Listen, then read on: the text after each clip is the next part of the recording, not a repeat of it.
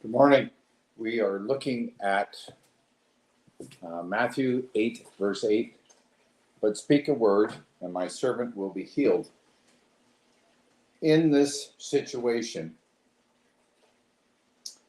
a owner of a house and a household with responsibility and authority came to Christ because his servant was dying. And his request to Jesus was, just speak a word and it will be done. When we believe unequivocally, with no excuses, no explanations or anything else, and we absolutely believe what Jesus has said, all we need is a word from Christ, and it's done. It's often been referred to as a rhema word of faith, or a word of faith. But basically, it's taking Christ at his word. Good morning. This whole piece of believing the word of Jesus Christ and his instructions to us, and then running with it, or standing, or walking with it, but taking it and doing something with it.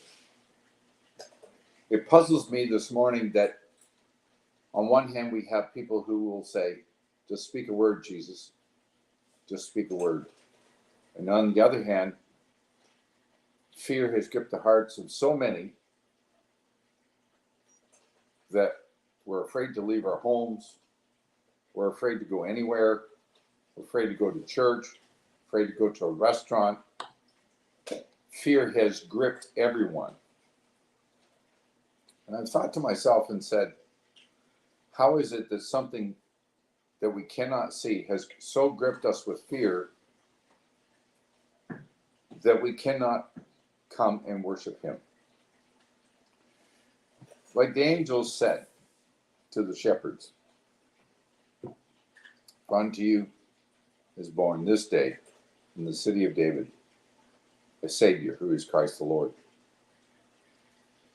Let us go and see this thing that we may worship him.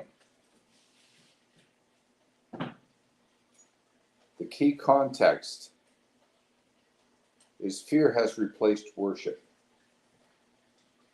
It's so easy to let the enemy into your soul, into your spirit, and take away all the courage, all the faith that you would normally be walking in and saying, no, I can't go to church anymore. Fear has gripped my soul. I'm not going anymore. The difficulty is, if you think this is difficult, what about our friends in Europe who are facing war right now? Isn't that a lot more significantly harsh? And yet, they are worshiping him in the fields, in the city, in the country. They are interceding for prayer, for peace, for protection over their families, over their souls. They cease not to worship him. That's right. The people in Ukraine, rather than running from, are doubling down and worshiping Christ and praying for his intervention. This morning, I invite you to worship him in spirit and in truth. Don't let fear control your life, but rather let Christ control your life. Greater is he that is in you than he that is in the world. And that, my friends, will jumpstart your day, change your viewpoint, change your worldview. Acknowledge that Jesus Christ is Lord of my life. Let's go and do this. We've got lots to do. Pray the Lord of the harvest, he would send forth laborers into the harvest.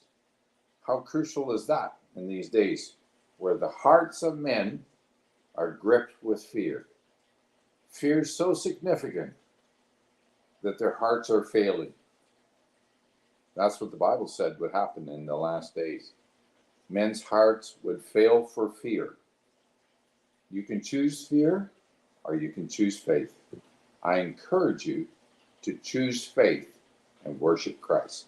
God bless.